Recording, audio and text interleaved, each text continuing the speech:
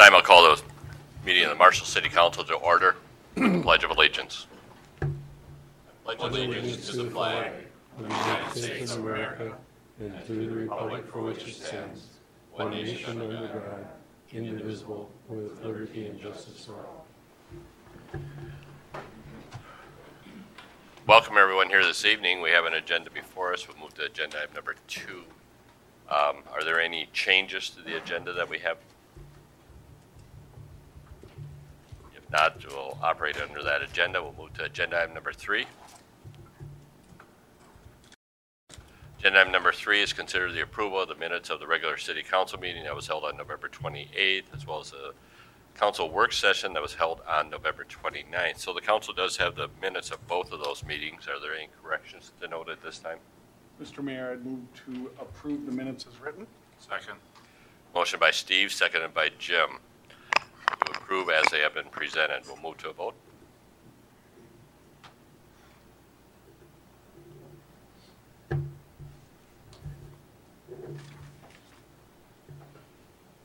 Motion passes. Agenda item number 4. Agenda item number 4 is the consent agenda, so Sharon will bring the items up on the screen that are on the consent agenda.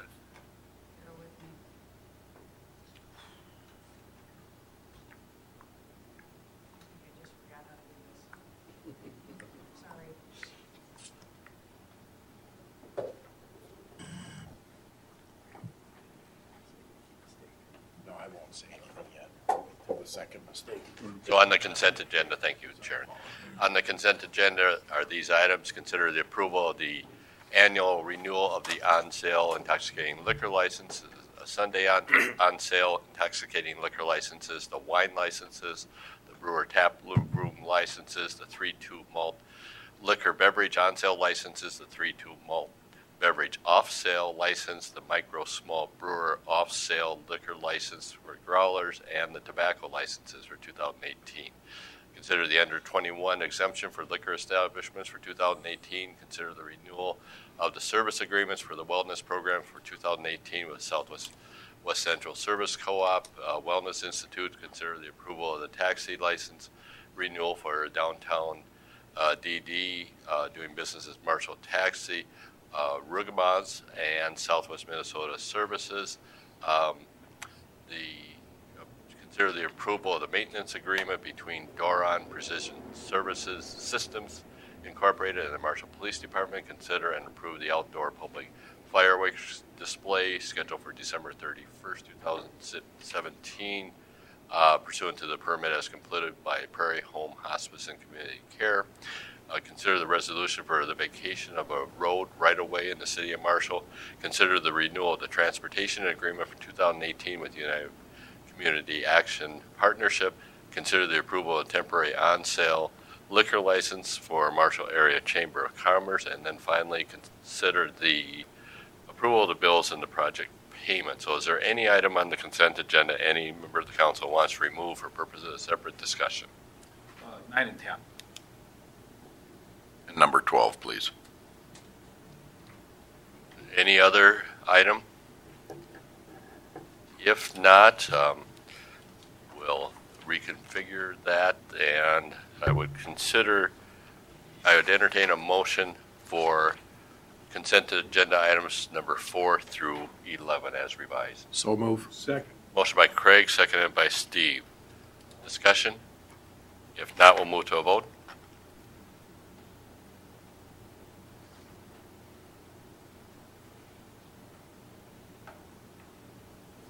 Motion passes. We'll now move to agenda item number 12, which was agenda item number 9.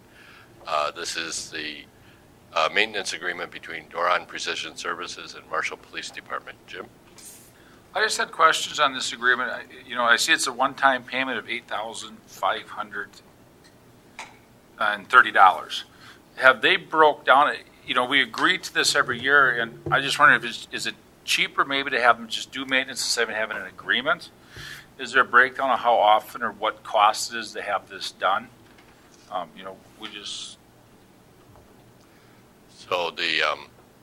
Sharon, I'm sure you're not in a position to answer this. Is John? Since back when we started this, I was on the Merit Center board.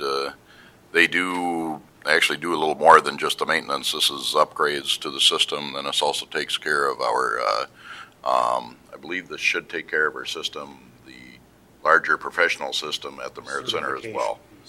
Right? Yeah. You have to keep it. So it's more than just the So the driver simulators for the It's not students. really a maintenance, it is a maintenance service, but there's more to it than that. It's Yeah, an there's upgrade to keep it. current. upgrades. They've got the any of the new programming that comes out. They upgrade that in the system. So maintenance service agreement is not really a proper title, then it's more of a Yeah. updated service. Okay. Answers that question. Thank you. Any other questions? If not, is there a motion? I'll make the motion. Second. Motion by Jim, seconded by David to enter into this agreement with Doron Precision Systems and the Marshall Police Department. Discussion on the motion? If not, we'll move to a vote.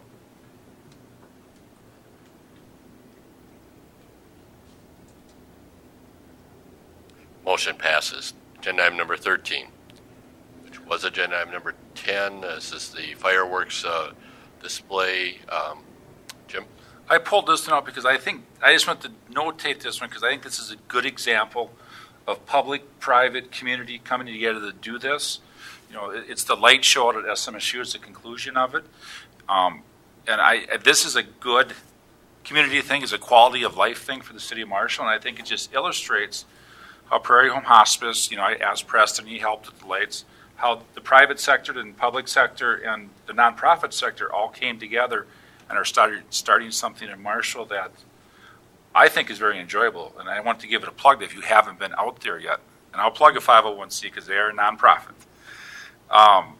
It's a good thing to go do. It's a wonderful community event. It is, and there's a tremendous number of volunteers that are involved in that, yes. So as Steve and I will attest, there's something done like this similar in Duluth. They've been doing it for years. And something like this can grow. This has a lot of potential for the city of Marshall, for a nonprofit, for a community building. Good. So, I'll make the motion to approve it. motion by second. Jim, seconded by Steve. Discussion? It is the first year. If not, we'll move to a vote.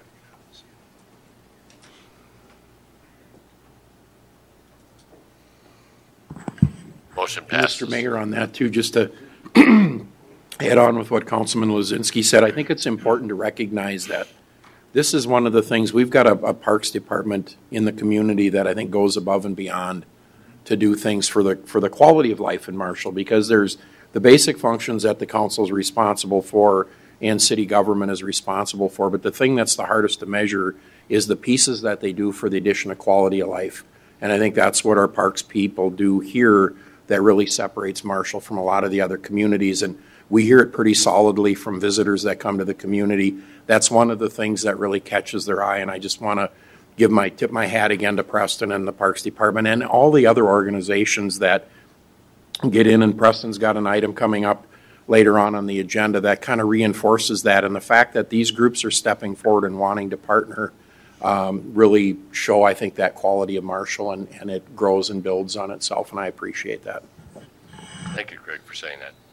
We'll move then to agenda item number 14. This is consider the renewal of the transportation agreement for 2018. John, I believe you probably wanted to abstain. Yeah, I just wanted to abstain on this one. I'm on the United Community Action Board. So, Are there any other questions? Otherwise, I'll entertain a motion. Approval of the item. Motion by David, seconded by Craig. Discussion? If not, we'll move to a vote.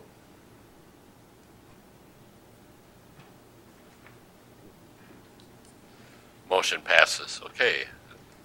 Agenda item number 15. We're moving right along this evening. So agenda item number 15 is the assignment of the task force members that was actually discussed at several of our last meetings, actually up as early as 6 weeks ago. And I know that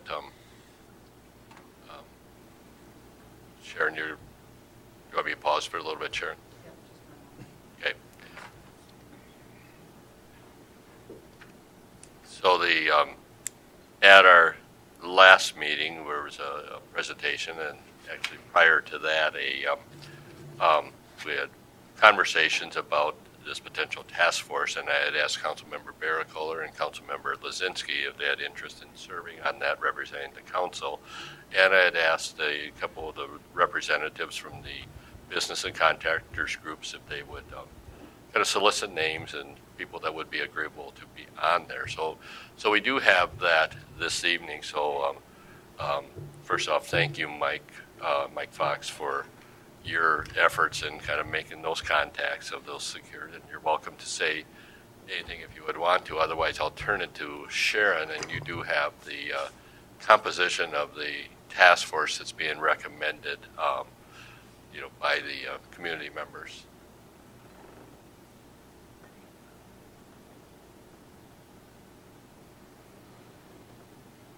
Here we go. So, Sharon, I'll turn it to you then, unless you want me to take it. Fine. Mr. Mayor and Councilman, these names Oh, you need to move your mic a little. were submitted to myself and to the mayor via email, and there is one staff person on the list, and that would be Jason Anderson.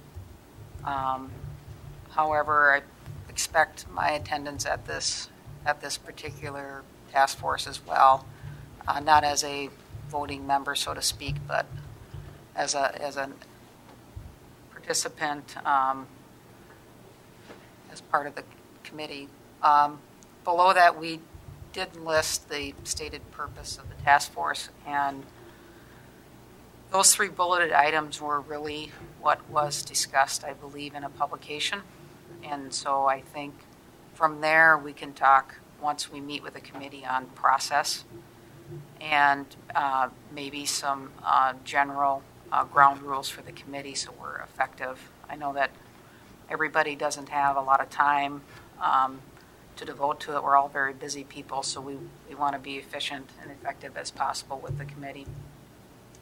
So, Mr. Mayor, those are the names and the stated purpose of the task force. Okay, so I'll just read through the names in addition to what I previously stated, the 2 council members, Councilmember Barakola and Lazinski, then also Brad Mellowbrook, James Card, Greg Blatholm, Travis Madden, Mike Fox, and Jason Anderson.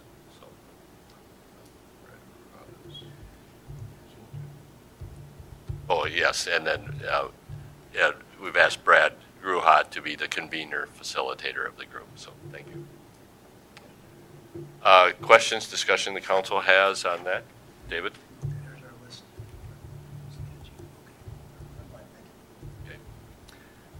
Okay. I'd like to make a few statements regarding this matter. I feel like there's been a lot of misunderstanding on this issue, and I'd like to state some facts regarding this issue.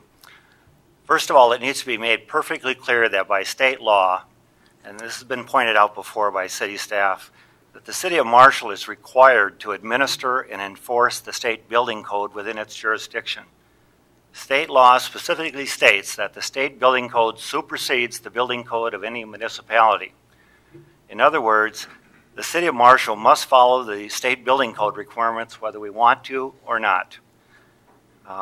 So that's fact number 1. We have to administer and enforce the state building code.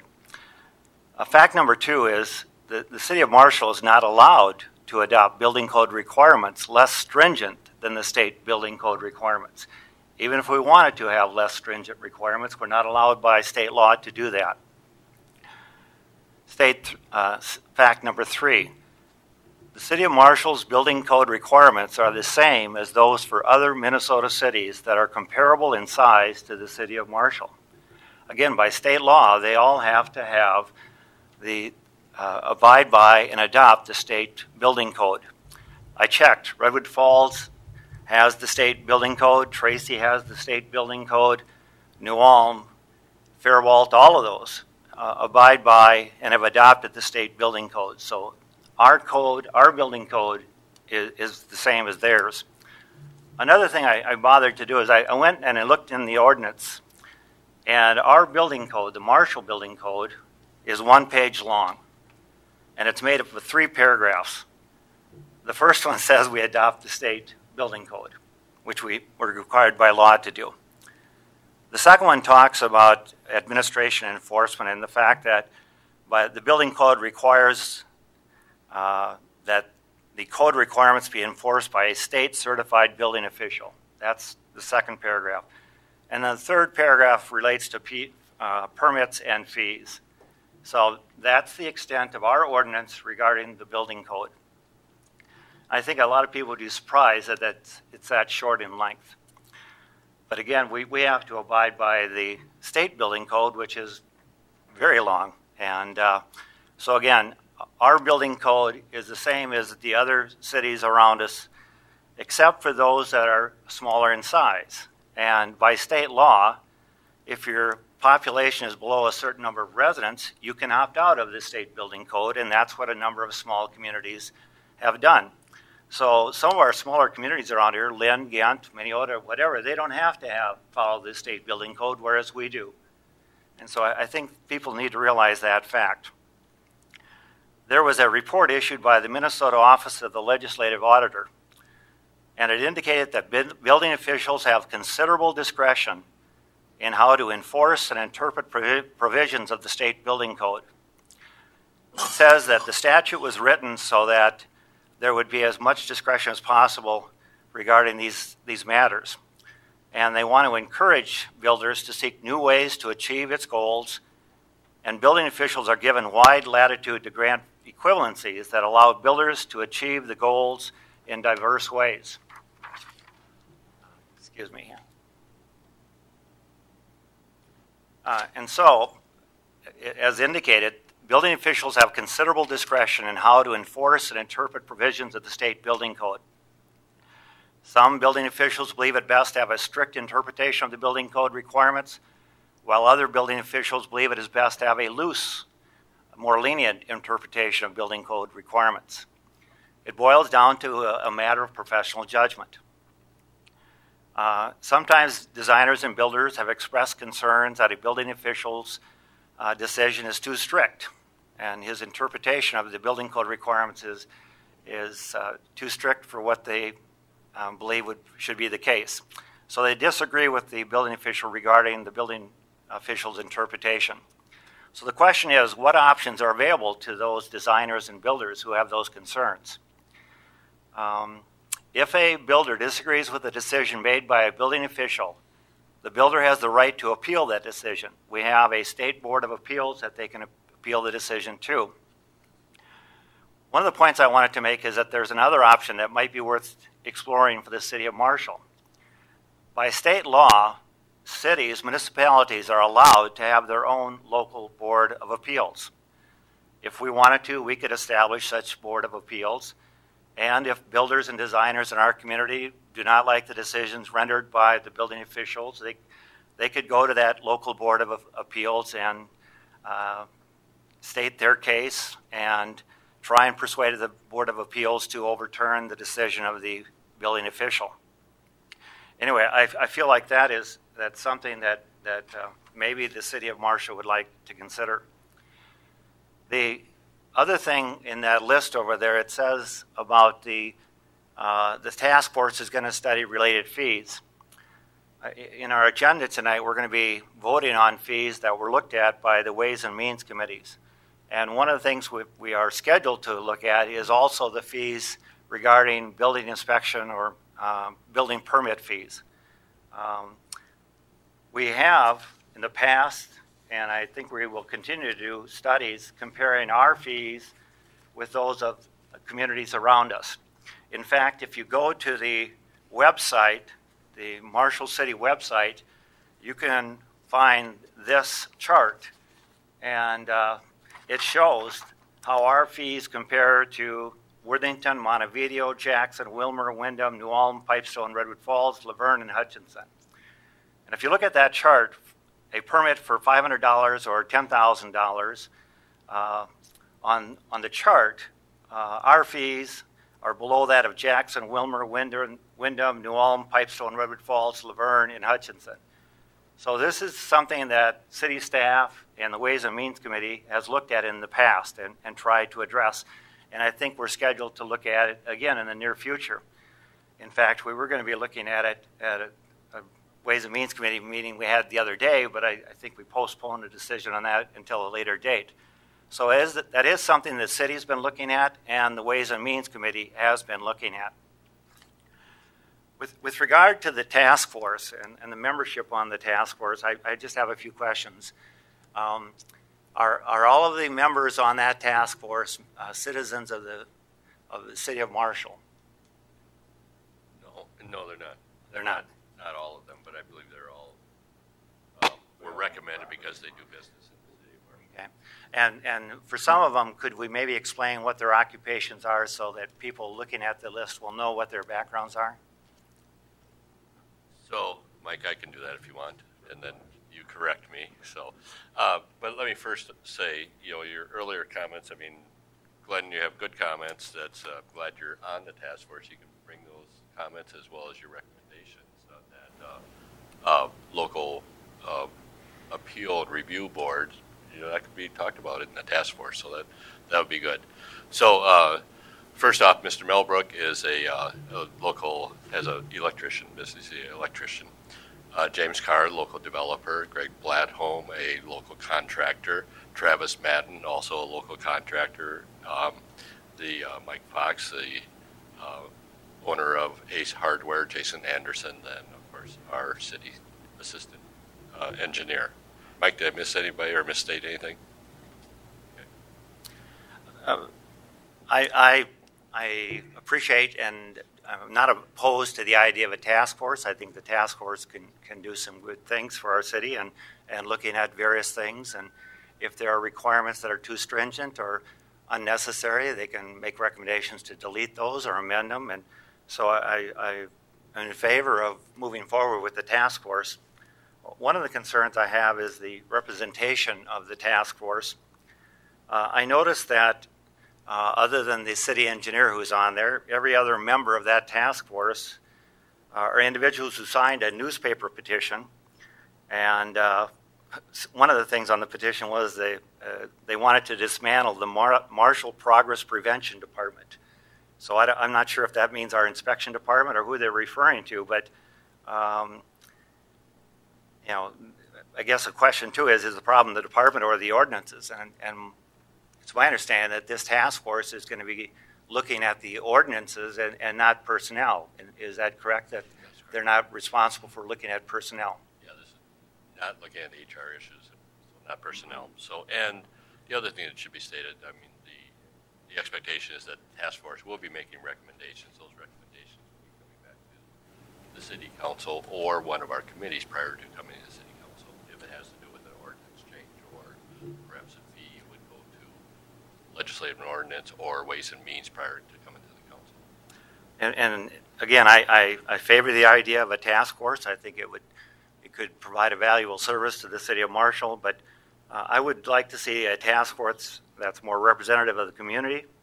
I believe there's a need for people on the task force with different perspectives and points of view. I'd like to see more balance. Right now, it's basically a contractors task force, and certainly contractors are affected by building regulations and ordinances, but all of us live with those ordinances and building requirements, and we live in the houses and we work in some of the buildings, and so I think all of us are concerned about well-constructed buildings and what our neighborhoods look like, and some of the issues that are going to be looked at maybe are landscaping or exterior appearances and green space and things like that, and that affects all of our citizens. And so again, I favor the idea of a task force, but I think a task force should have broader representation and not just be composed of contractors.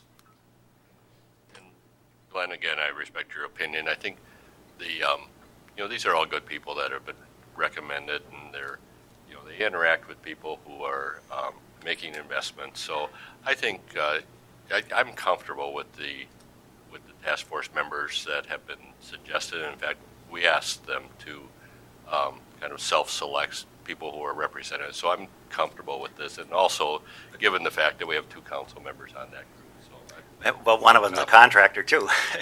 Well, and I would like to comment on that. These aren't these are business owners. If you look at who signed that petition, it was business owners of Marshall. Everybody keeps saying it's contractors, but you look at Bob Cruz signed it, Chet Lockwood signed it, John Full, he owns a jewelry store.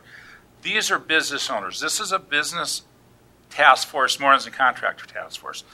I'm talking about the members of the task force. These are all business owners. Every member I'm not on talking this about the task list. force I'm not is a talking about the business list member. of people on the petition. I'm All talking these about the people ones that- on I would like the to- task force are business owners. They Well, I all agree, own a but they're- business. they're They all contractors, have. too. They're all business owners, and that the goal is to create growth in Marshall. Their goal is to create growth and work on it. Everyone up there has employees. Those employees rely on them making sure that their businesses keep going, or those employees are no longer in Marshall. I just feel like we should have a more balanced representation on a task force, and it shouldn't just be composed of contractors. I'd call them business owners. And Steve. I'd like to speak to it as a non-contractor. The list there, when I read it, I see expertise. And in a task force that's going to make recommendations to the council for us to finally decide on things, I want the most expert opinions that I can get. And if they're contractors, that's great. And I appreciate that you want to have a broader spectrum, but I'm afraid that you get somebody who doesn't know anything about the building codes, the building and how it affects them, and is just a homeowner, they're really not qualified to make an opinion and a suggestion. And so I would speak completely in favor of the task force as written. And Mr. Mayor, I'd like to go on with what Dr. Meister said, and I agree with that. I think that we need to have the people that are in the depth of the business. There's been a lot of concern about how we apply the ordinance, and I think Councilman Barracoler did a good job of talking about the discretion in statutes and rules and the enforcement of statutes and rules. We have, as an enforcement or compliance individual, we have a lot of discretion, and I think what we owe our building commission and the building officials and what we owe the business people that operate within the community, a clear understanding of what the expectation is on how we apply that code in Marshall. Some of the things are absolutes, and I don't think there's a businessman in town or a businessman that operates in town that wants to do anything that isn't safe, that's going to put people's lives or the integrity of the buildings at jeopardy. I think there's a number of ways to apply the other portions of the code that can make a difference in how we do the projects. And then it goes back down to our ordinances. And as a council, we owe our employees the direction to do the jobs the way and set the policy on how we want that done, and then they apply that. And then I think that as a council, we need to take the input of the people in the community that we represent, and we have to make sure that we're fair and that we apply integrity to both sides of that. So I do think, in working in the enforcement industry, in my regular job, I know that there's discretion. A police officer has discretion on giving a speeding ticket or any other violation, and most of those decisions are situationally different. And I think that it's the same thing here, and I think that we need to bring that integrity in, and I think we owe it to our employees to give them a clearer way of how we expect that to be applied. John? I guess just a little bit on towards Councilman Barracoler's statement. I would agree, I guess, with you. I think I would have liked to have seen a more diverse group. However, this is a task force that we've got, and ready to move ahead with it. But I would say is, first of all, kind of stating hopefully the obvious, that it is a open meeting, that those times are going to be published out there enough so people know about it. And, for the people in the audience, the listening, wherever, this is democracy at work, and let's take part in it. If you want to attend those meetings and listen in on it, I think that'd be not only very educational, but this is your community, and let's get involved in on it. So I would very much encourage this to be a lot of open discussion, but we do have to designate a task force, and this is a good task force to do so. But I do agree that this affects the whole community, and we need that input from the community. So that's it. And David? Hey, Glenn, I appreciate your concern. That the worry seems to be we may have a groupthink, a particularly inbred point of view that sort of pushes everything before it. I think we've got several safeguards against that. First, anything the group recommends comes to this body either directly or more likely through our committees, and things can be reviewed, discussed, rearranged as needed. Second, I look at that list. There may be two that, to my mind, are, I'll say, primarily contractors. Several of them wear different hats, either as maybe contractors, maybe property owners. Some are suppliers, some are developers, which is a different beast. Developers and contractors are not natural, warm, fuzzy pals all the time. So I think you've got a built-in variety of opinion. And the third thing I'll say, as having been a property owner in this city for 20 years and for a while a landlord, I've dealt with my share of contractors, big and small, sub and general. This is a pretty independent group, you know. They have opinions. They have lots of opinions. If you ask 7 of them, you may get 8 or 9 different answers. I think there'll be plenty of dynamic, plenty of give and take, and whatever they bring forward, we certainly have the opportunity to review and refine. So I'm fine with what we have. Okay, good discussion. I think everybody's had a chance to speak. I'll just end up with this. Again, I support the idea of the task force, and I think we have some very good individuals that are agreeing to sign on or to serve on that committee. Like I said, my concern is I'd like to see broader representation, and I hope that the members of that task force will come in with open minds, willing to consider all the facts, and that they'll be willing to hear both sides of an issue, because there's usually 2 sides to an issue, and we need to hear from both sides. We need to hear from city staff. We need to hear from contractors. We need to hear from homeowners and other citizens. So we need to hear both sides of the story. We need to gather all the facts before we make any type of decision. Okay, thank you, Glenn. Other discussion from the council? If not, I would entertain a motion. I move approval of the task force as provided. Motion by Craig, seconded by Steve. Now discussion on the motion. Yes. Other discussion on the motion from the council.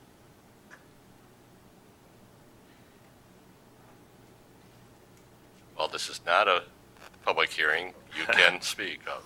Speak in the microphone. No. What I see being done here is you've forgotten about the consumer in this issue.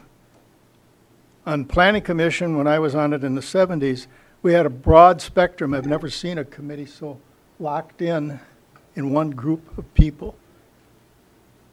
And I think that you should have a little more diversity. Consumers are the ones going to have to end up biting the bullet from what your decisions are. And I think they should have something to say about it, too. Thank you for addressing Doc, just in an answer to that, this is not, I mean, we still have a planning commission, and that planning commission still has that diversity. So they're going to have some governance over the task force. The task force is a line of communication between us, the contractors, and the building inspection department. No consumer. Okay, other discussion on the motion? If not, we'll move to a vote.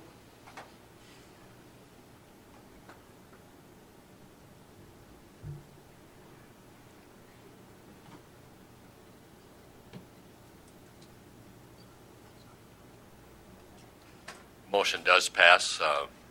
Thank you. Good discussion. Thank you, Mike, for facilitating the names. Thank you, Chet, for being the spokesperson at the last meeting. And thank you, Brad Gruhat, for being the convener and facilitating the meeting. And I'll look to you to get the first meeting scheduled. I think a thank you too, Mr. Mayor, to the members that agreed to sit on the task force. Okay, we'll move then to agenda item number 16.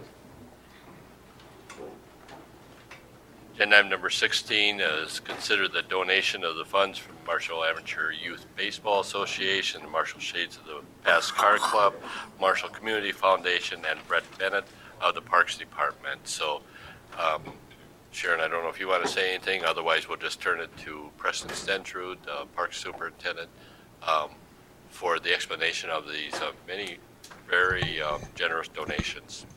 Thank you, Mayor and Council. Yes, tonight before you guys, we have 4 resolutions for 5 donations. 4 of the 5 are monetary, and 1 is more so of property. 3 of them are at Independence Park baseball fields. The Marshall Area Baseball Association contacted me this fall about moving some trees in behind the lit baseball field due to distraction from the highway traffic and noise and stuff with the younger kids easily being distracted. They wanted to fill that in. So Brett Bennett, who lives east of town, agreed to donate all the trees, and they are instant gratification to that area. I mean, some of them are 20, 24 feet tall. So 26 trees. We put a kind of a value at $400 a tree. Could argue they're worth more than that, but Brett and I kind of agreed to that dollar amount. MABA paid for $5,000 of the transplanting of the trees. The total cost was $6,300. I paid the additional $1,300 just out of parks maintenance operations. And then after that, they contacted me about wanting to tile the infields at Independence baseball fields. We've always had water issues there. It's lots of clay. It's about 4 inches of egg lime. There's no way for water to run. So when we did the parking lot project this summer, one of the storm or catch basins, we cored out so we can make a connection. The cost from D&G to do that tile was $9,500, and MABA picked up the total cost of it. They also have some future projects in mind. We're going to sit down and talk over Christmas break about continuing to improve the facilities for years in the future also. So Brett Bennett, we discussed on the donation of property, the 26 evergreen trees. The Shades of the Past, there's history here, but I don't know it. I know they have a rock out at Independence Park, something to do with the shelter back when it was built. And they had told me that they had brought spring rocking toys before. They've been pulled out due to safety reasons, and they approached me and wanted to replace 2 of those. So I think the total cost of that was $2,200. $1,600 is all they had. So I picked up the other $600, mainly for shipping to get them here. The next thing is the Marshall Community Foundation awarded us $3,000 for, it's called a tennis rebounder, so you can play tennis by yourself if you don't have someone to play with. It'll be here in the next week or so. The total cost, well, there was one at the tennis court.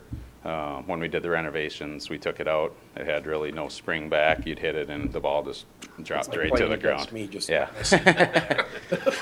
So we put in, the total cost, that's like $5,020 or something. So they picked up 3 out of that 5. And they gave us a check already for that. And that the $2,000 that I mentioned was paid out of capital. After speaking with Carla, we put that rebounder in the tennis court capital improvement project since the rebounder was over $5,000. So I think that covers them all. So there's nobody's here tonight from them, but I would just like to thank them for their collaboration and partnerships and moving forward with trying to improve Marshall. Well, thank you, Preston. Thanks to the organizations, and thank you, Preston, for organizing all of that, because you really have to have a system in place so that organizations can donate. So you have an infrastructure that allows that. So thank you. Questions? Move to accept. Motion by Steve, seconded by David. Kyle, can this be done in one motion with all the resolutions?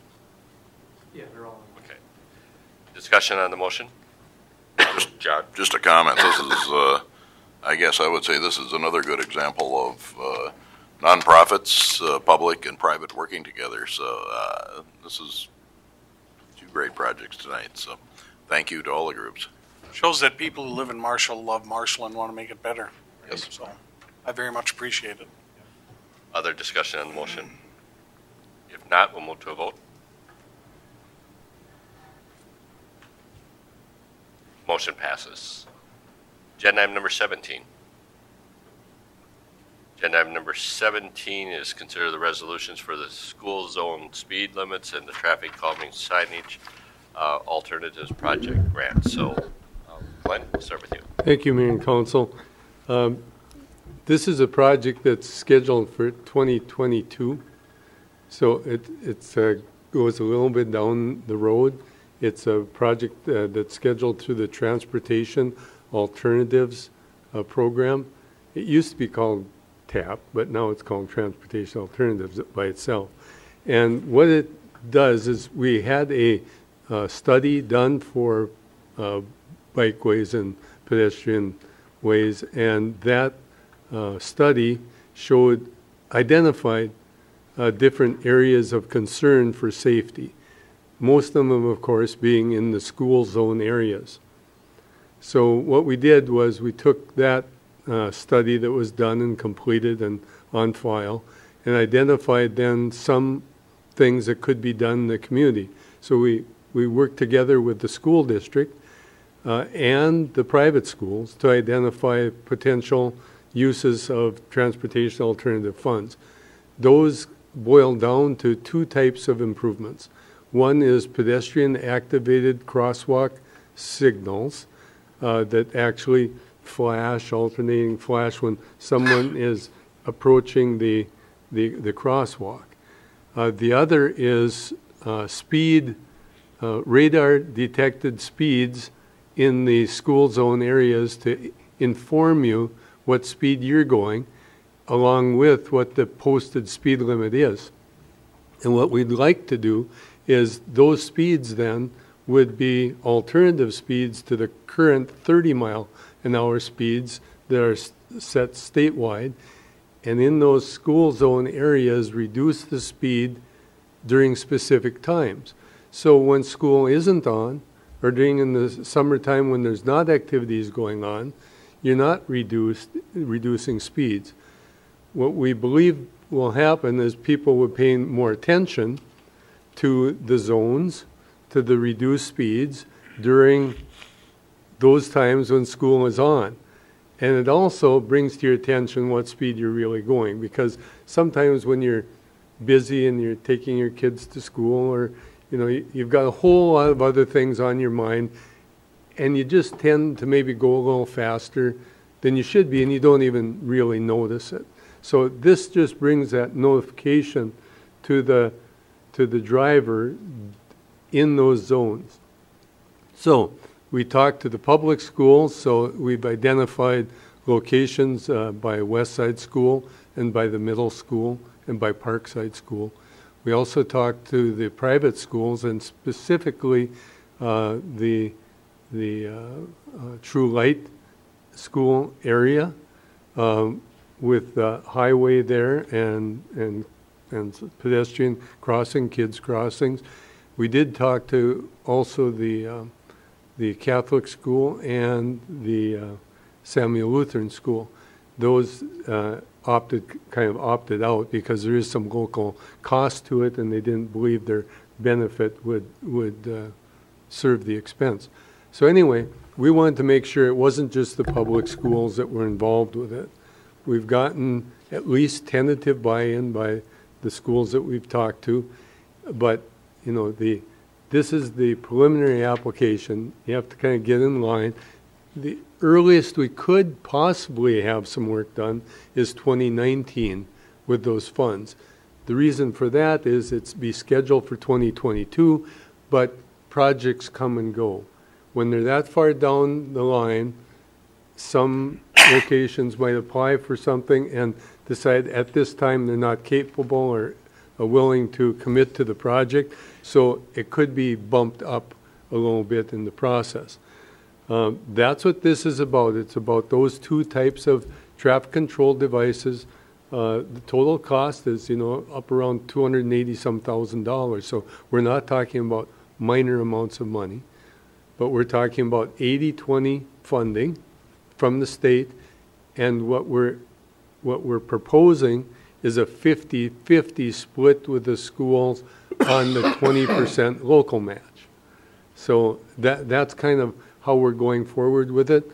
Agreements would still have to be made concerning all of both the construction, the locations, and funding, as well as 2 of the sites we're talking about are on state highways.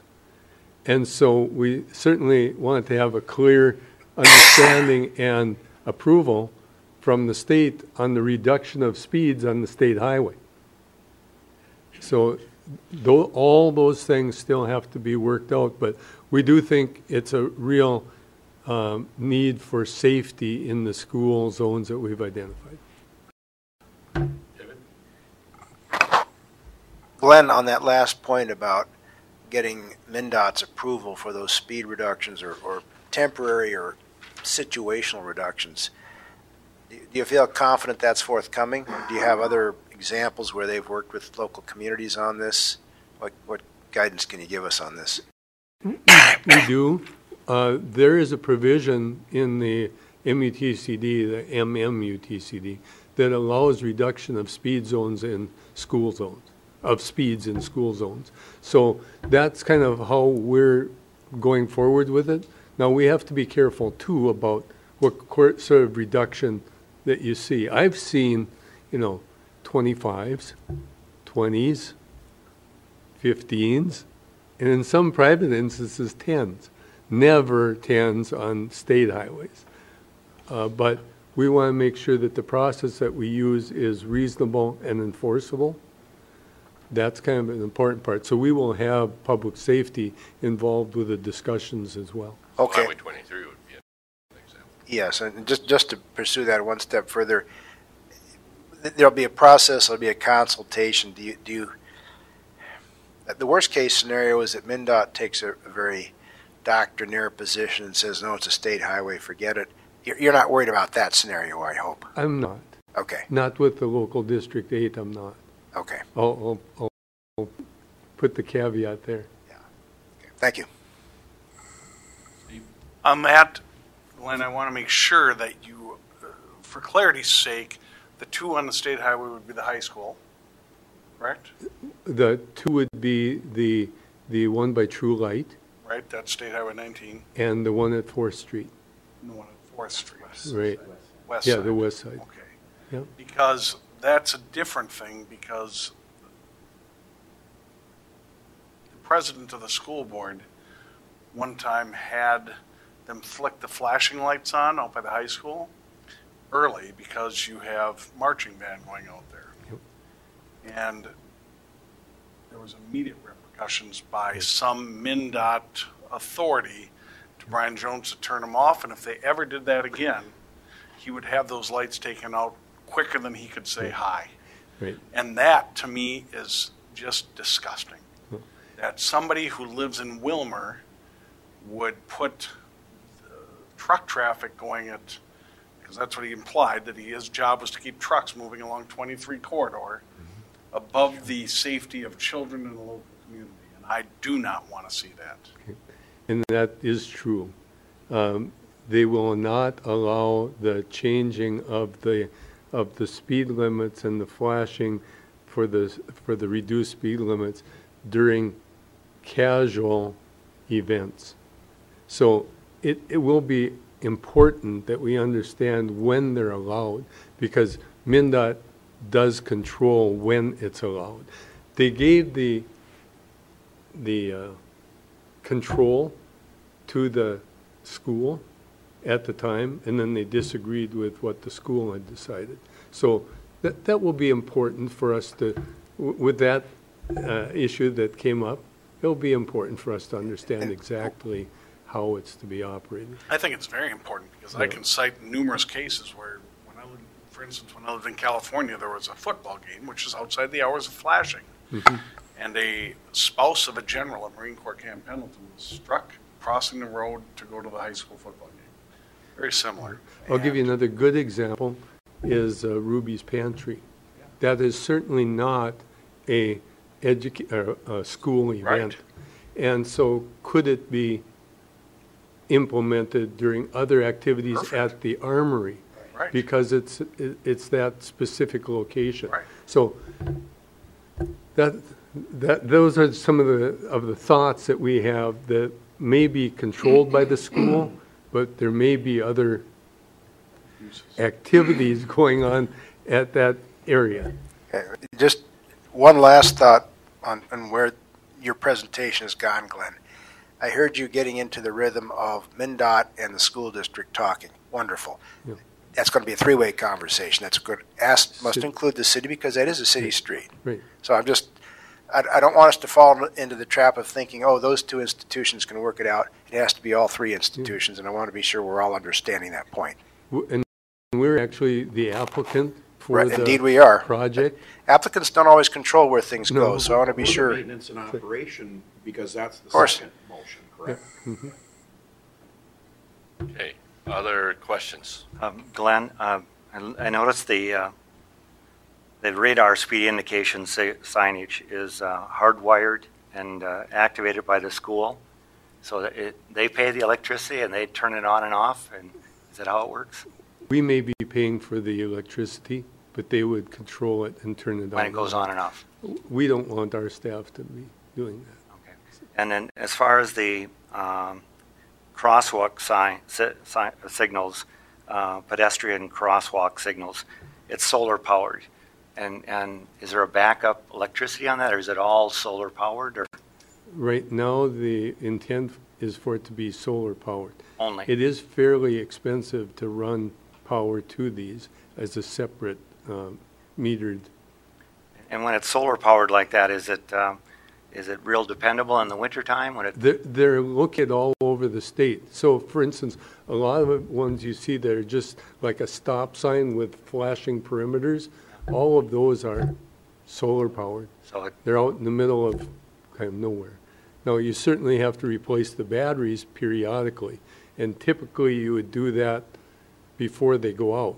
It's kind of like your smoke detectors in your house where you have a replacement schedule. It's included with the cost of maintenance. So it's dependable enough to be They relied seem on. to be dependable enough. Yep. Any other questions? David? Mayor, with all that said, I will move approval of motion one, adopting the resolution about the authorizing agent to the sponsoring agency. Second. Motion by David, seconded by John. Discussion on the motion? Is there going to be enforcement of those radar things? Because again, I've seen plenty of issues with myself where I had the right of way with the walk and I about got hit. Well, it'll be something that we certainly discuss with public safety, both in identifying the recommended speed that we put on there, and then the process for enforcement. And Rules without reinforcement or enforcement or recommendations. And that's a good question, Steve. And I think of when we go down to the Keys, there's a school zone along the highway there. And the cop is there every morning. You don't go over 15 miles an hour. And I know it's extra cost, but that's how they keep their kids safe. There's no ands, ifs, or buts about it. He sits there. So it would be nice if we had an administrative fine, but that's a personal thought only. Okay. Other discussion on the motion? If not, we'll move to a vote.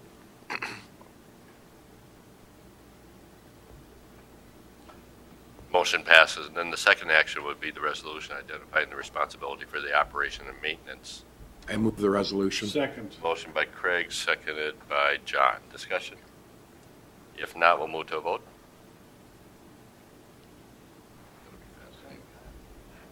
Motion passes. Agenda item number 18. Agenda item number 18 is the professional services agreement for testing services with American Engineering Testing for various inspection services for a period that will end December 31st, 2020. Glenn? Thank you, Mayor and Council. This is our kind of our every 3 years adoption of this again. It's a local testing firm, and they have a fee schedule that they bring back to the council each year for approval. So we would recommend approval of AET. Questions? the only question I have, and the fee schedule looks fine, but did we make a request with anybody else, or is there anybody else? Well, there's no one else locally. We have not made a request for anyone else. I think the only one that I know that's even close is Geotech out of Sioux Falls. Sioux Falls. It's the only next closest one. Probably. I was thinking it was one Mankato, but Yeah, That's about, yeah. it's But about a we horse. haven't, they know our city inside and out for testing. Okay. Other questions? If not, I would entertain a motion. So moved. Motion by Steve, seconded by John. Discussion? If not, we'll move to a vote.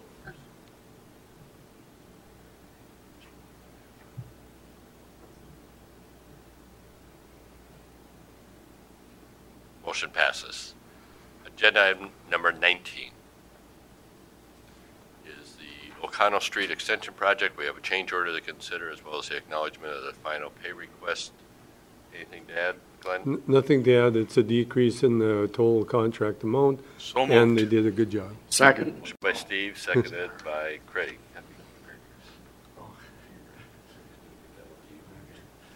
Discussion on the motion? I'm happy to move something when we can save some money instead of a change order that increases fees. Any other discussions on the motion? If not, we'll move to a vote.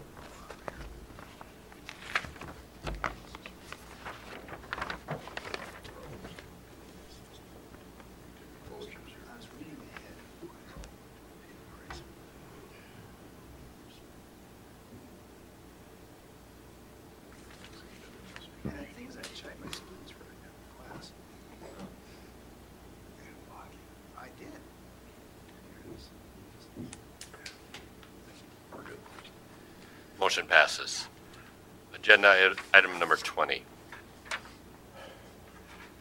is the fee resolution amendment for 2018. This was actually referred to in the earlier discussion. So Carla Doron, Finance Director. Thank you, Mayor and Council. Before you tonight, we have the 2018 fee resolution. There are the proposed changes that the staff have brought to Ways and Means Committee on December 6th.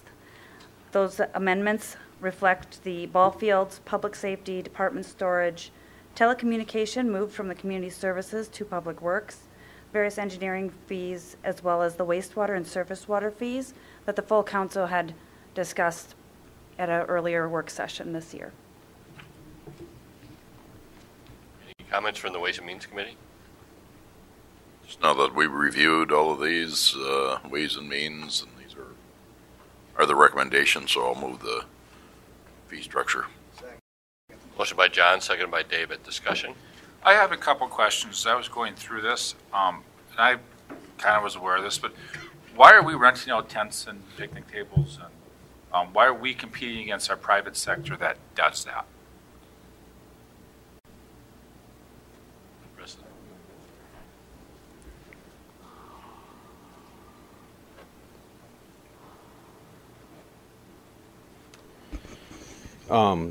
The rental of the tents, first off, it's just something we've always had for city events, the tents themselves.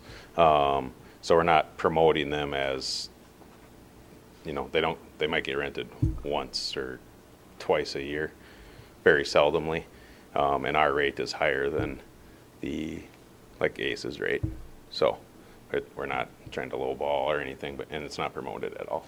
So we already own the tents, so if someone wants to rent them, they can if they're not being used for a city event. Do we set them up too? No. So there's very little cost into the city dropping the tent. Correct. Yep. So, and then they have instructions, we give all that, and we make sure all the pieces are there when they bring them back. They pick up and deliver back. We meet them at the shed, load them up, and that's it. So, the picnic tables is new this year, 110 of them. Because for Sounds of Summer, they were renting all those picnic tables, the wood ones, and they picked up half the cost of these, and then they just use them every year. They'll be paid for in 2 years' rent, basically. And then now we just have tables in storage, so if someone wants to rent them, they're able to do that, but we're not promoting it or trying to make a lot of money off them or anything, so. Why they're there, if someone wants them, they can. So. Any other questions?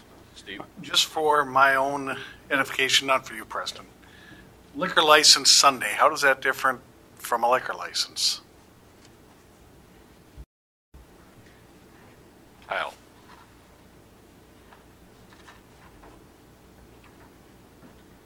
The Sunday liquor license is something that's always been in statute and in ordinance. It's a separate license issued by the state of Minnesota, so they do have to comply with that ordinance. That's nothing the city, we issue the license, but it is set by state statute. Has that changed since the Sunday liquor law went into effect? That's a Sunday on-sale liquor, not an off-sale. Right, yeah, excuse me. So for the bars, the restaurants, not for the liquor store. Nothing changed there? No. Perfect. No. Thank you. Yep. I think on the liquor license, that's something that we're looking at currently, and maybe want to mention that because we're doing a study and comparing our fees to other communities. Correct. Yep. So we've provided some information to the Ways and Means Committee. We're going to meet at a later date as I continue to do more research for the history of our liquor licenses. I've already got a comparable list of cities to compare our fees to. That was provided to Ways and Means, and we'll have a later meeting, or a meeting at a later date to follow up on that. And to be clear, that'll be for the 2018 fees. 2019 fees. 19 Yep. fees. Yeah. So Yep. 18. Okay. Yeah. So I just want people to know we are looking at that. We're doing a comparison of that, and it's likely that the license for some of these are going to be reduced to make them more comparable with other communities. Whatever the committee and council decides, yes. So we're trying to be fair because I think some people have expressed concerns that some of these license fees are too high, and so we are studying the matter. We're looking at reducing some of these. So, yes. Thank you. Any other questions? I just have a comment on this when we look at fees, and this is me. I see these user fees as it's another tax on business. So I agree with you, Glenn. We need to look at what we charge because this is an expense that's passed a lot of times on the businesses, which is passed on to the consumer. I know years ago when Tim Pawlenty was governor, his big thing was user fees. Well, it's a tax on businesses, and I think we need to remember, a lot of these, that's what it is. User fees are another hit to businesses. Some are not. Renting tents out is not.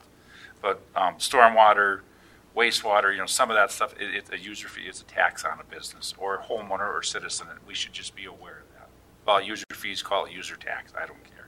That's just my opinion, something we need to be aware of when we look at all these fees. But we're also selling a service, so I think we have to be a little bit careful. It's not like when we're giving them a stormwater system or a wastewater system, any of our infrastructure, that's a service that the community can provide as a whole a lot cheaper than an individual could provide for itself. So we are providing an essential service. And I agree with that too. Well, that's not a tax; it's a service. Difference of opinion, Councilman Schaefer. I do agree with some of that too. Yes. Supreme Court had fun with that one. Okay, other discussion. I believe we have a motion on the table. We do. So, other discussion? If not, we'll move to a vote.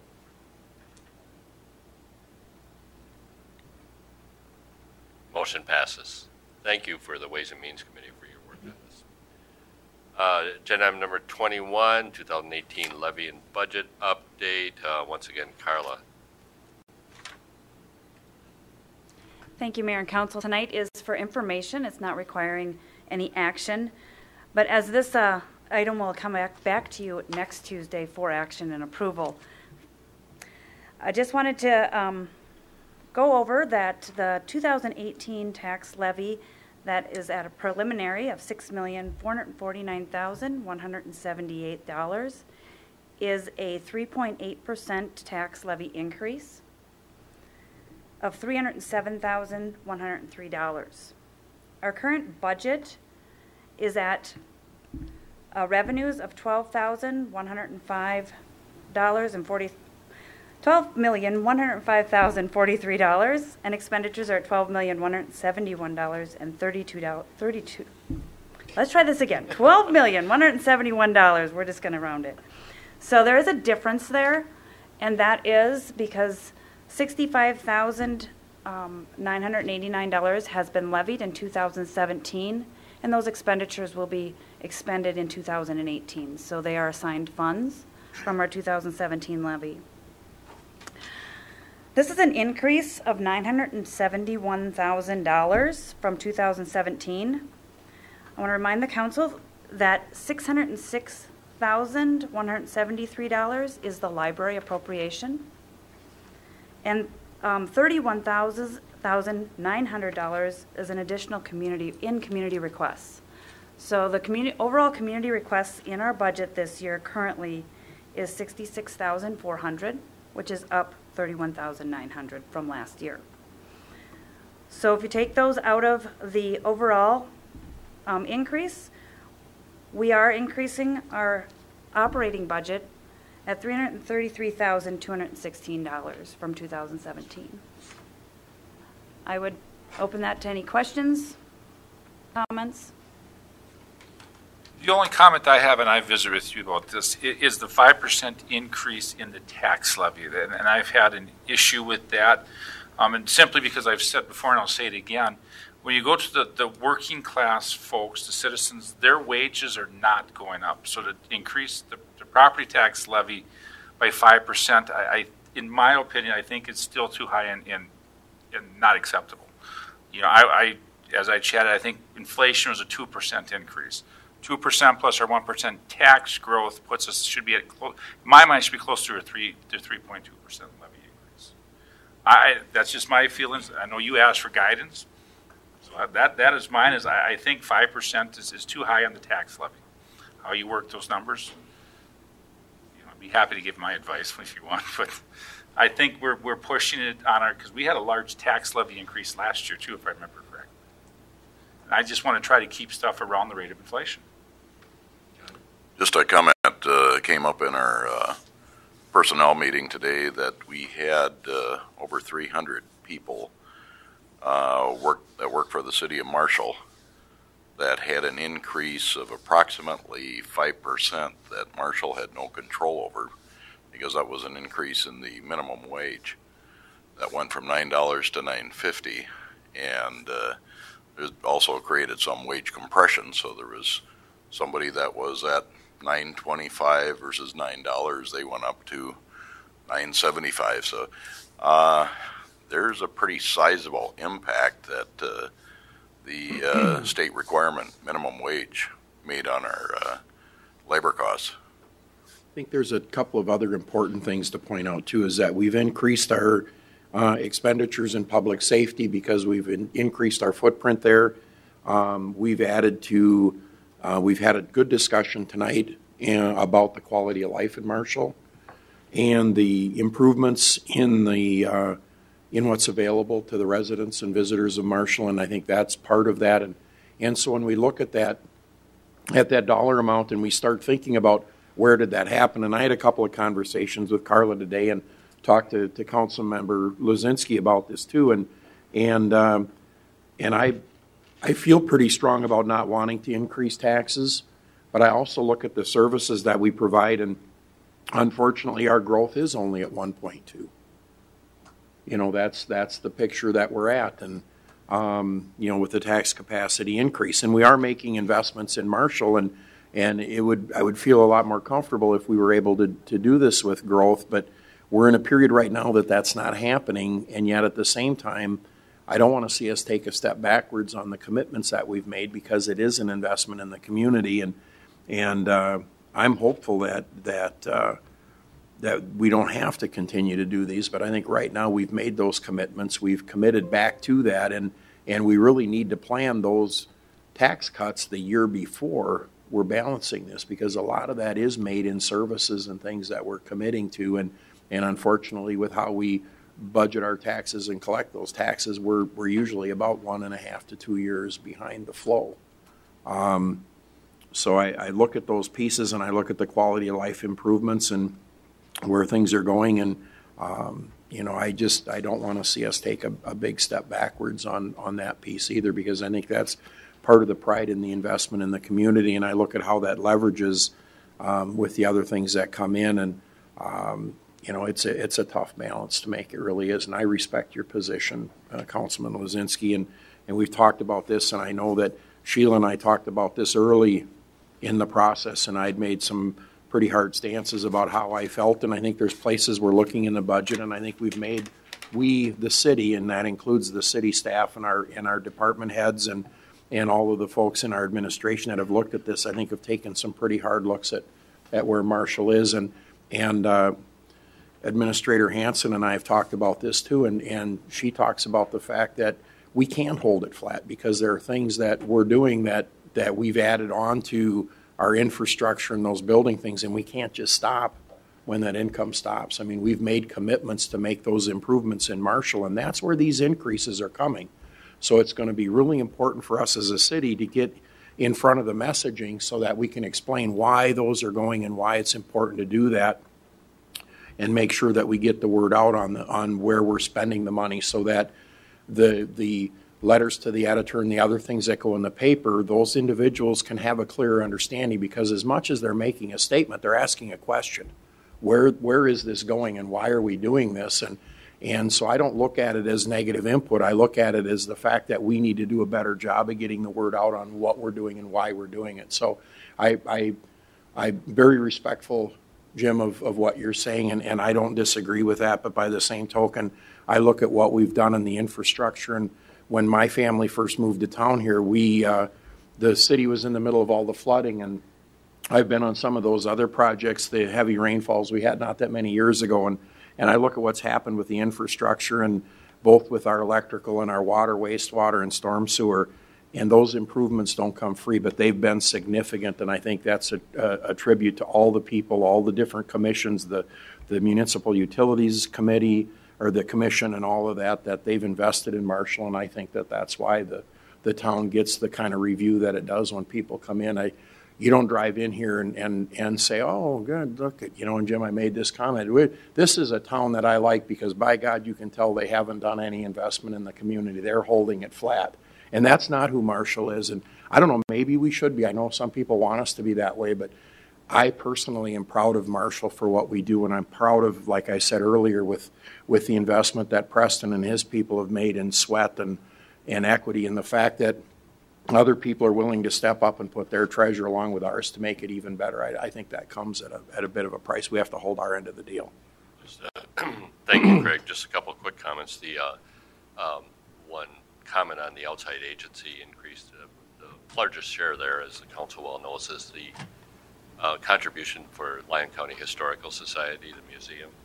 And that's a partnership, and that's really our goal, was to get to 1/3, 2/3 in that partnership with the county and the city, with the city being 1/3, to really mirror the opposite ratio with the library, where the city is at 2/3 now for 2018, and Lyon County, increased their investment to get to 1/3, which is the ratio that we were at, based on users and card holders and the partnership that we had a number of years ago. So we're kind of back on track with both of those organizations.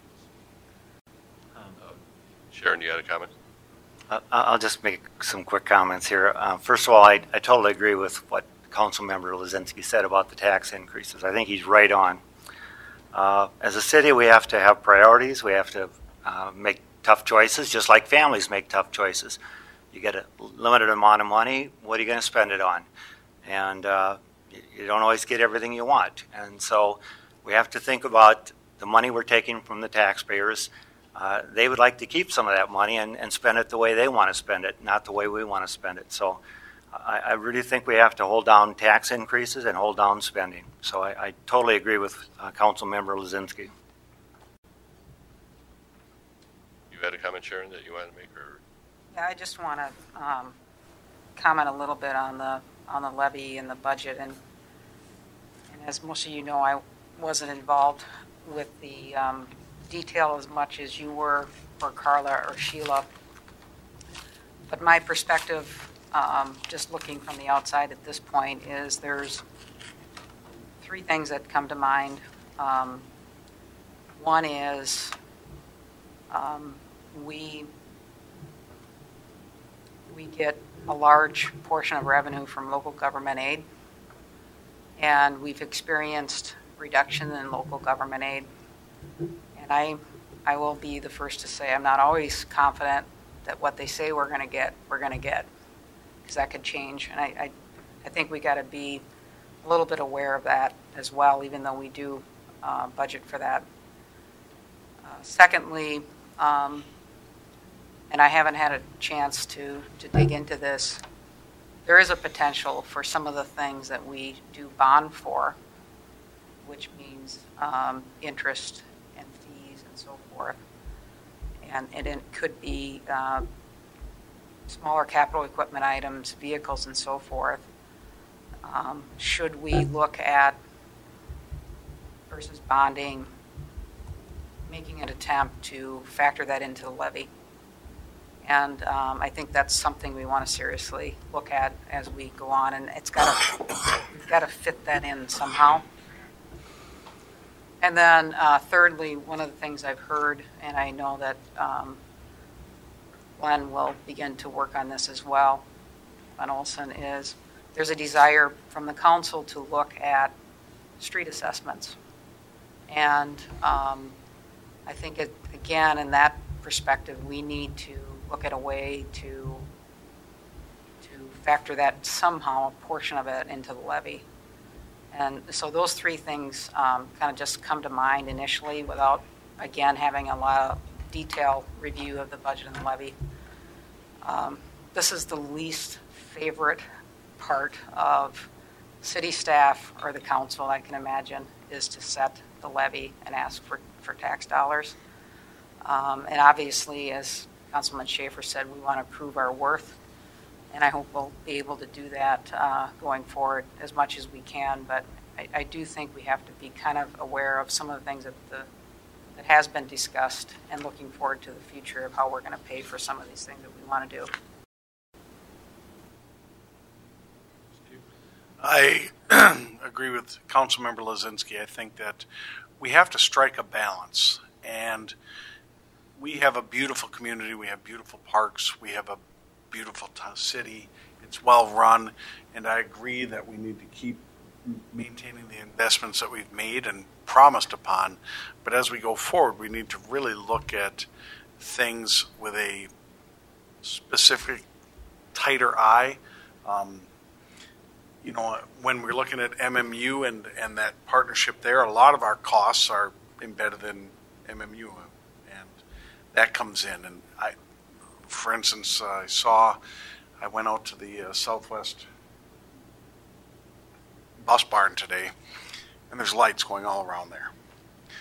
And the lights are put up by the city, by MMU, and I'm wondering, why are there lights? Nobody's there at night, except the bus barn, and if they want to put up lights, they can. So I asked Tom, who put up those lights? Well, the city did. Well, MMU did. Why do we have, I said, how many are there? Because I could see 12 of them. He goes, there's about 14. Why are we paying for city lights out in the middle of nowhere?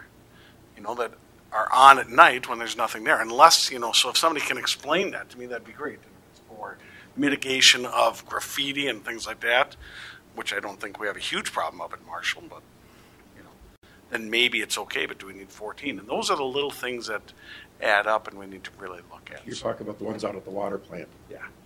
Yeah, and I'm not sure what the answer to that is. So, and those are when we look at the costs, we need to have the basic, but we need to have the Lamborghini when the Ford Focus will do, so. Could I offer a thought? Listening to the numbers, if we take Jim, your reference about the spread between I'll just round the percentages here, a 4% increase versus, say, a 2% increase. Translate that into expenditure terms, that's about $125,000. Is there an appetite for asking the staff to see what they could come up with for next week that would, in the way of trims or, not gimmicks, but trims, adjustments, delays, appropriate revisitations that might get us towards $125,000 in savings that we could adopt next week? Would that be an appropriate thing to ask of the staff? It'd be appropriate for me. Procedurally, not politically, but procedurally, is that the right thing? Or are we blowing up the whole budget if we toss that in at this late hour? I think, I'd appreciate, like Carla, your input on this, and perhaps Sheila, in that there's been a lot of reduction already. So I would imagine that the apparent reductions that could be made without making a reduction in force have been looked at. Is that correct? That is correct. I don't hold numbers well, so I don't know the amount that we've already cut from the budget off the top of my head. Cutting further, I would be looking at cutting into equipment, employee training. There's tools and maintenance that is required to be done to the equipment we already own. Those items are where I would look to next. Any further reductions would either be a reduction in service or a reduction in maintenance of what we currently do.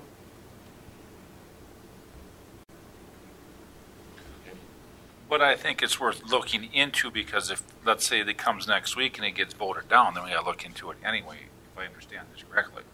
Not saying it will or what, but. We are asking for your feedback.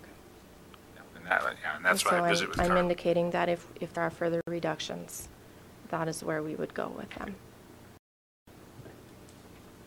Other input?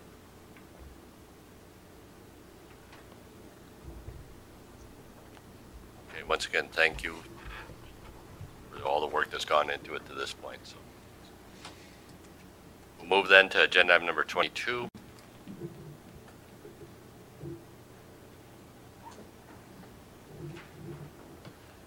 Consider the temporary on-sale liquor license for Marshall Area Chamber of Commerce. Any questions about this? I'll make a motion to approve. Motion by John, seconded by Steve. Discussion? If not, we'll move to a vote.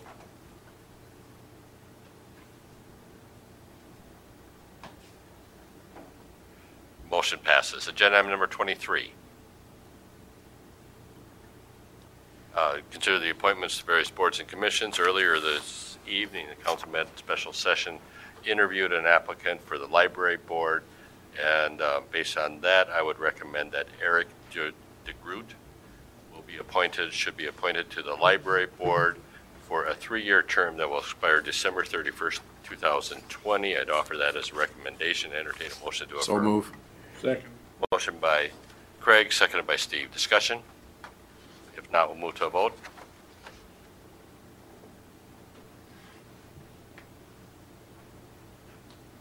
Motion passes. Agenda item number 24.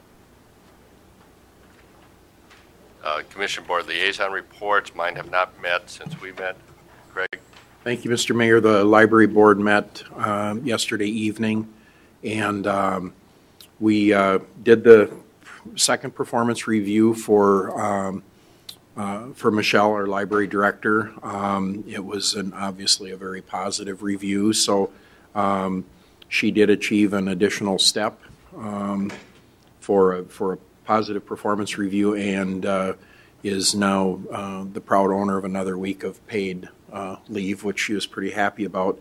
The good news about it is that there's been a lot of work and involvement right now with the library connecting with Libraries Without Borders, and been working with the state librarian and other communities, and both Pam, the librarian at SMSU, has also been there for meeting with a different group of people, and has stated also that Marshall is being talked about specifically, and our library as a very outstanding community resource, and is pretty highly respected in that arena throughout the state and throughout the region. So I think we can be pretty proud of that, and I think that looking at the atmosphere and the attitude on the library board, and looking at library operations, and then its presence in the community, and all of the programs. We got a briefing from a number of our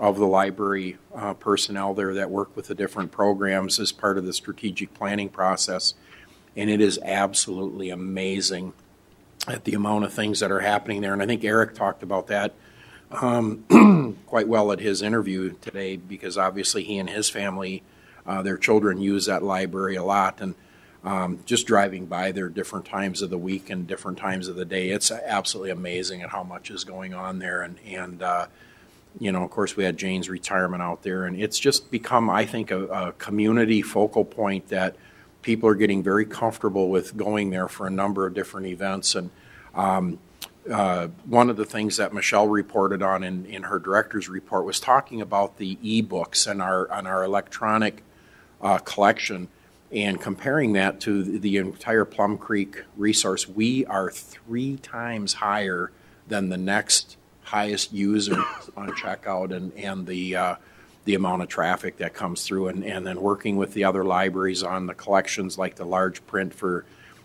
mostly for our senior residents, and kind of doing all of their other contacts to put the library at the fingertips of people without actually having them have to go to the library. It's just amazing at the amount of community contact and community focus. So I think we can be pretty proud of that. I know that when we look at our pie chart doing budget, the library is a pretty significant slice of the community's pie, but I think that what that gives us in the community for quality of life and just in a number of different ways in the community, and kind of building that bridge for the residents of the whole area, I think we can be pretty proud of that. I think I think the city's doing a very smart thing in the investments that we're making in that organization. So I'm proud to be on that board, and that's really all I have for my things. The Southwest Amateur Sports Commission is actually having a team building workshop tomorrow, starting at 11:30 and going through the afternoon. I unfortunately had to remove myself from that meeting. I've got commitments for work in St. Paul, so I can't attend. And on the Merit Center piece, we're moving forward. The marketing committee met today. I talked to Rob Yant a little bit this afternoon, and there's a number of things going on there. And we're moving forward on some training props and other strategies. I had sat in on an ideation meeting for the build-out of the Level 3 training center at Camp Ripley, and we met with a number of the railroads and the pipeline industry. And there were some things that came up there that we're going to explore here in Marshall. We might actually be able to fit some of their needs better than Camp Ripley can, and I'm really hopeful that we can do that. So we'll see. We may not be popular with some of the Ripley groups if it happens, but we're here to do Merit, and I've made that real clear in my deal. I don't hide my association with the Merit Center when I'm meeting with the Camp Ripley people, because there's things there that they just absolutely can't fill that I think we can, and I think it's a better opportunity than we even thought. So I'm hoping that even one piece of that gets traction, we can really start moving that facility forward. So that's all I have. Thank you. Okay, thank you, Craig. Steve? I had the Community Services Board. I had work obligations, so I would yield my time to Mr. Vandermillen if he would want to update us. We basically just gave the board an update of where we are with our community needs assessment, and we'll have that open for about 20 more days, and then we'll start attacking that data come February. And we took a tour of the Adult Community Center and had the staff share with us some of the programming that's going on there. So it was a short meeting without Dr. Meister. So I'm trying to talk as much as Councilmember Schaefer during that's the problem.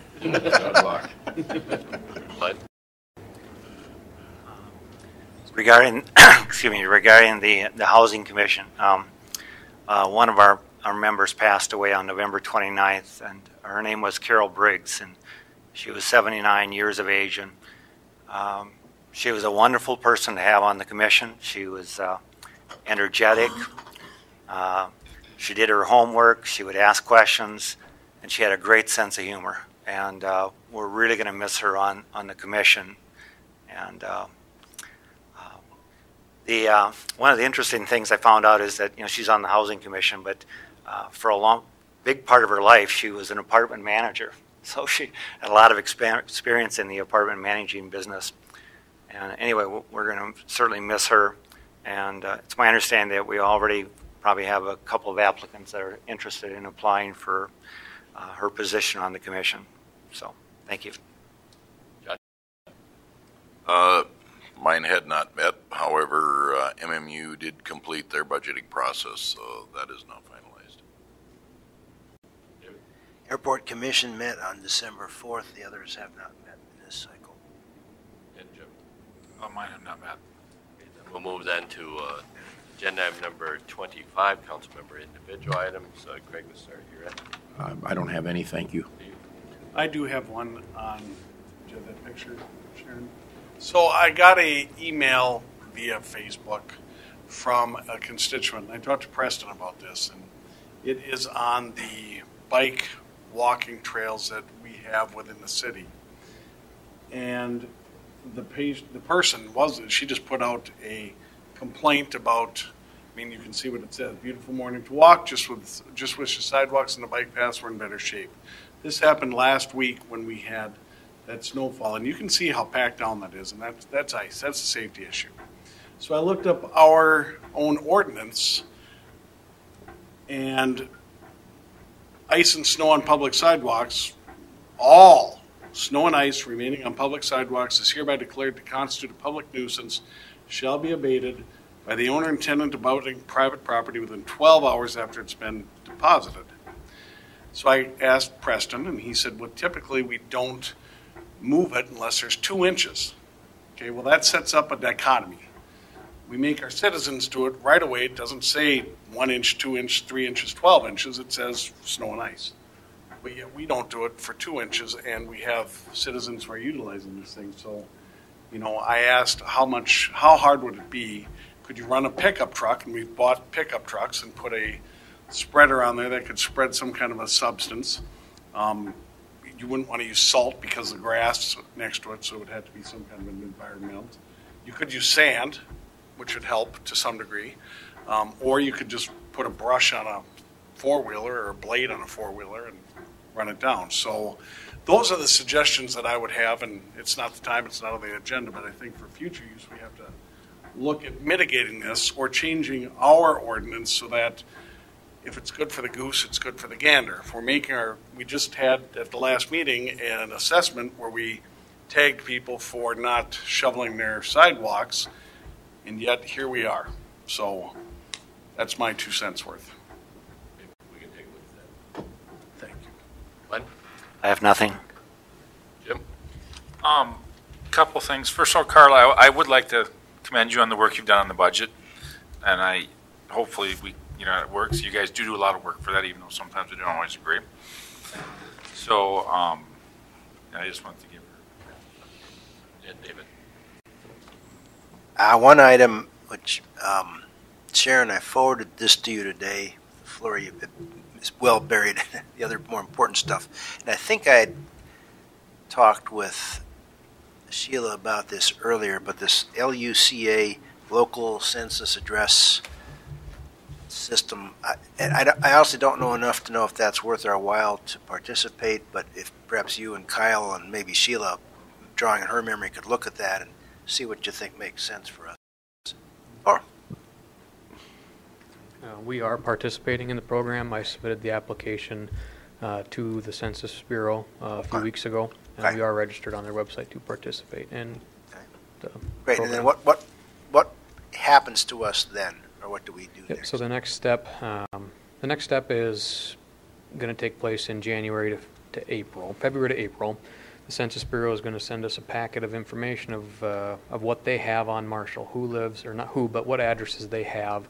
And our goal is going to fill in the blank spaces or take out addresses that don't exist anymore.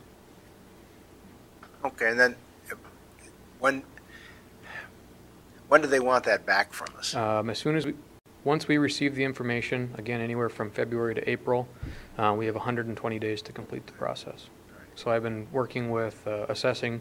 They do have a roster list of the city, and once we'll have that to compare with the census's information, like I said, compare and send it back to them. Might also be worth at least doing a spot check to align that information with what we have in recent building permits and some other things. Yep. Just making sure we're casting a broad net. I know this has come up before.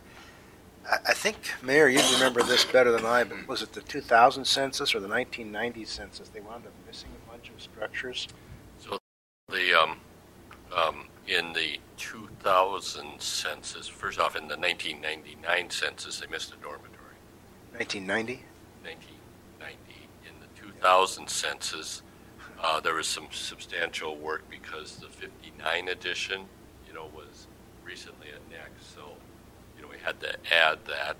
And I think the other point and the reason David brings this up is having a complete count in the census is important for a variety of reasons. And one of those steps is being sure that all of the properties where people live are listed as a recipient of a census. And then the next challenge would be encouraging full participation, because there are one of the issues that Marshall and other communities have faced is that there's always a bit of an undercount. There's people who do not want to participate in a census. So how do you provide the education, provide the encouragement to have a full participation that benefits the entire community? I think that's probably where you're going. Among other considerations, yes. Sure. Okay. All right. Thank you very much, Kyle. John? Two quick things. Glenn and I will be attending the MnDOT District 8 ATP meeting on Friday. Earlier this evening, when we're talking about the application for the safety issues, that's the group that is influential on what happens in what order, as well as some of the highway investments with federal and state dollars. So Glenn and I will both be there. We had substantial discussion about the budget, and once again, as was stated earlier, thank you to the staff that have done work on this. And I know we, really like to kind of have comparable community representatives, but not that we make decisions based on what other communities are. But I read the Worthington Daily Globe this morning, 7.89% is what their levy adjustment is for 2018. So I think all communities are dealing with, how do you provide the services that you need to provide while still, paying attention to where taxes need to be. So, Mr. Mayor, I think too it might be worthwhile to just mention some of the comparative discussions that have been in some of the other area papers when they're comparing their taxes back to others and kind of talking about how Marshall measures that maybe we're not as lousy on the list as we've been led to believe we are sometimes. Yeah, I think what you're referring to, I think the Tracy paper last week had an article where it showed Marshall as the lowest tax of any city in the county. Of course, we have the largest tax base too, right. So we have to put that in perspective. Right. Okay, with that, let's move then to agenda item number 26, which is staff report, starting with Sharon. Your second meeting, so it seems like you've been here a lot longer than 2 meetings. Mr. Mayor and Councilmen, just a couple items. One is I am planning on drafting a transition document, just kind of detailing goals and objectives in the next 6 months, and hopefully I can present that at the next council meeting, just so you have kind of a framework of things that I'd like to accomplish with the staff and the council. And then secondly, one of the other items I've had discussions with all of you on is the building inspection department. And it's been really good discussions, and obviously there's a focus on that with the communication we've had thus far and the agenda items we've had on that. One of the things that I've proposed, and I'd like some feedback on this, and I have heard from all of you, and I think there is support for this, but to inform you that my recommendation is that for an interim period, the building inspection department report directly to me. And I have had a brief discussion with Glenn Olson on this, and there is daily tasks that need to be completed, and obviously there is some leadership that he has provided, and we would need to work closely together on this transition. And I'm proposing that interim structure change would start January 1 and go for approximately 9 months. And at that time, or during that time, we'd make some evaluation on that particular structure. And more importantly, it would give me an opportunity to become a little bit more involved in what some of the issues are, and help the community move forward with that, some of the issues that have been discussed with that.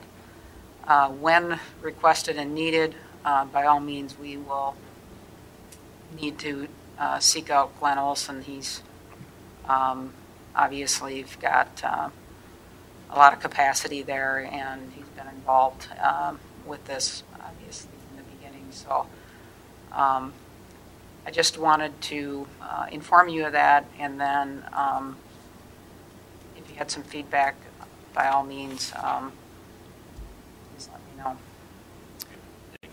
I just wanted to indicate here that I think I was the council member that was not in favor of that move of yours to take over that position on an interim basis. I talked to you about the issue, and I gave you a number of reasons why I was concerned about that and not in favor of that move. So I just want the record to indicate that that was something that I was not in favor of.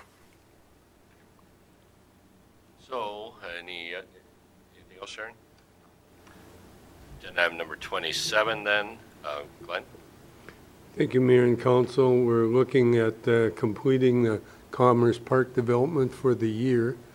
We'll probably get done out there next week, trying to get acceptable drainage for the winter, so getting ready for next spring. We have about 35% of the grading is complete, and essentially all of the utility work. We're also working on, as you saw tonight, the completion of all the 2017 projects and contracts. And we are beginning the process for the Saratoga Street improvement project with state aid next year.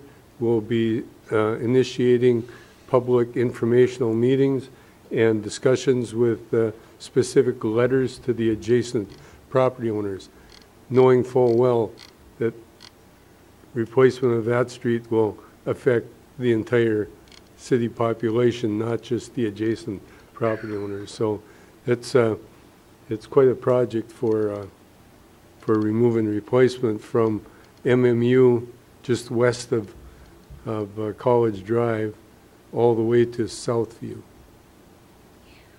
That includes the middle school, the library, the YMCA, Schwann's, the fire hall, and residential properties on the other side. So it's a very big project. You're starting at 4th Street then?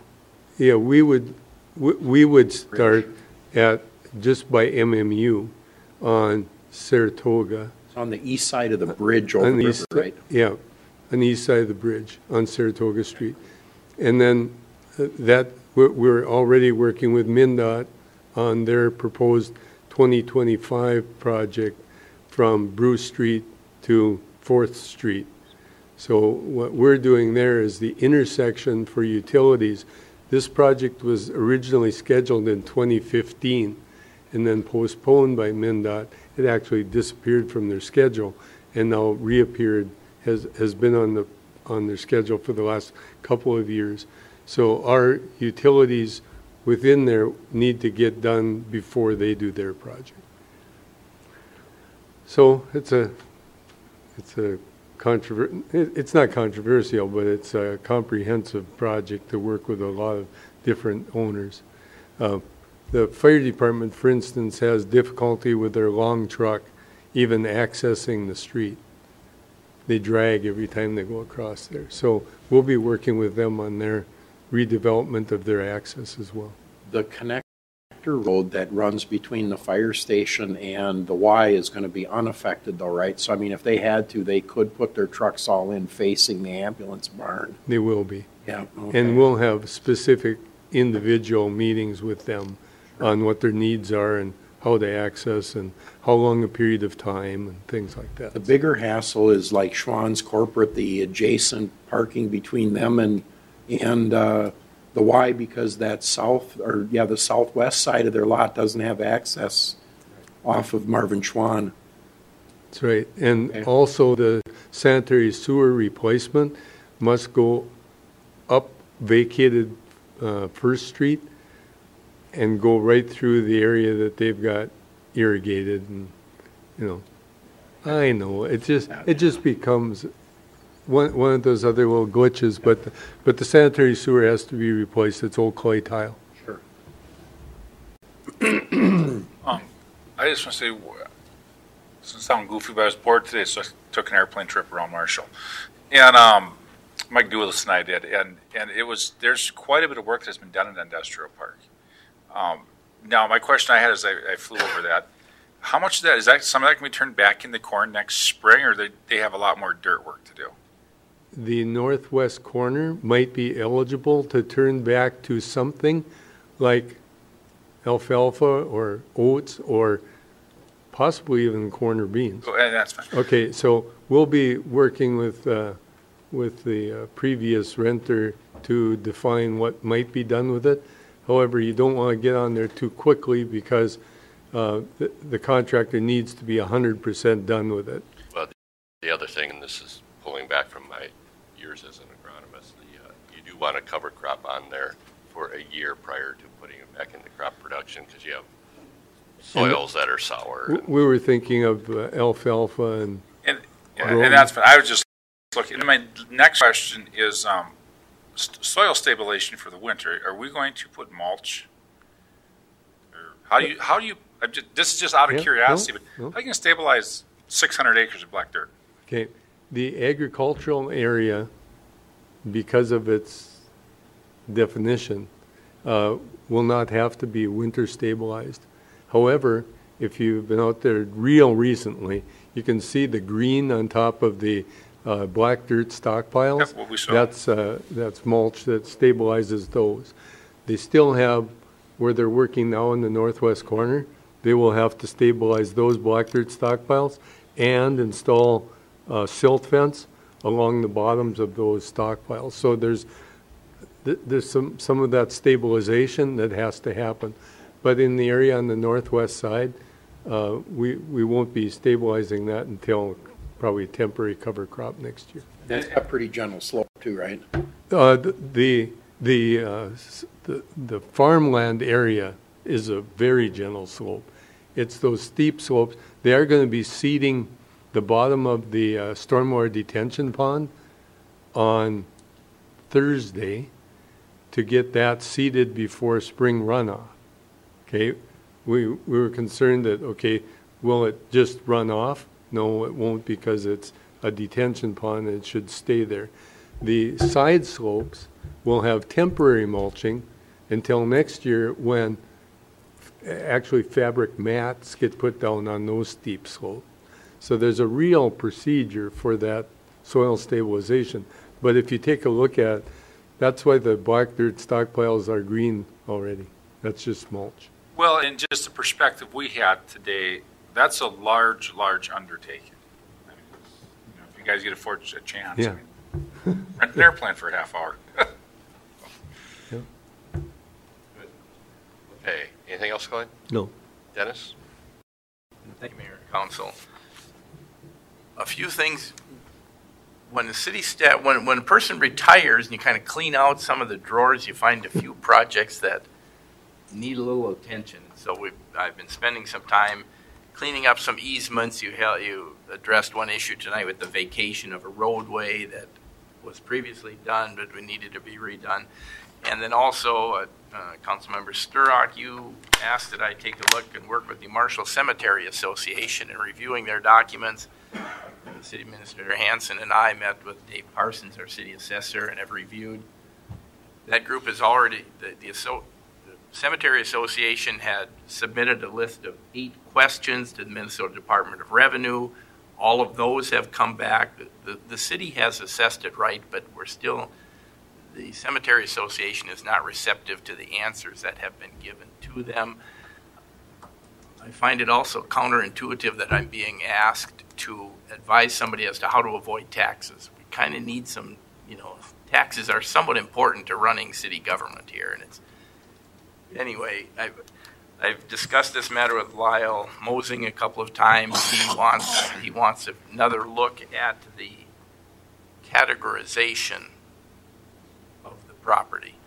He believes it's being valued at commercial development property values, not agricultural values. And so that's a discussion I yet have to have with Dave Parsons. But they've gone around the valuation issue and the classification. That's about all that we really control. I appreciate you looking into that, Dennis, and just to be clear, I wasn't encouraging you to help somebody avoid taxes. As you know, there's a difference between avoidance and evasion. I wasn't really intending either, but just to give them, if possible, some degree of satisfaction that they're being treated in a way that's consistent with the state law as intended and as applied. And I think what you've discovered there confirms what we talked about earlier, that we really need to look at a legislative remedy.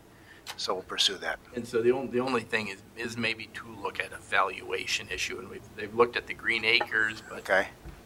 That association does not qualify for Green yeah. Acres. That's an individual issue, and it's 7 years of agricultural production. Yeah.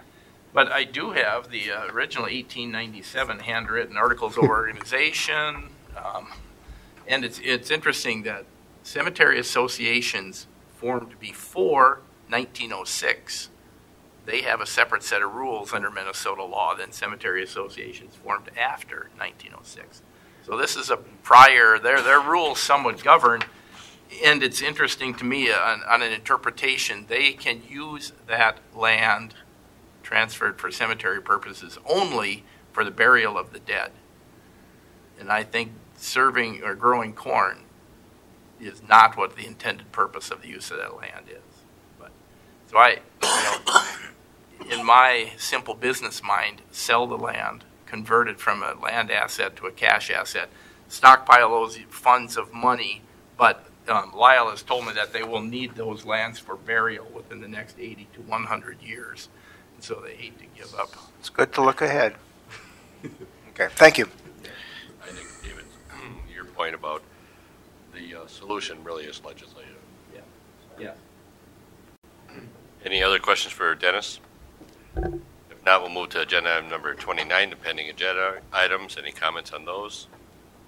Otherwise, agenda item number 30, the information items, including the building permits. And then finally, agenda item number 31 is the upcoming meetings. That brings us to agenda item number 32, consider adjournment. I would entertain a motion. So moved. Motion by David, seconded by Jim. Discussion? If not, we'll move to a vote.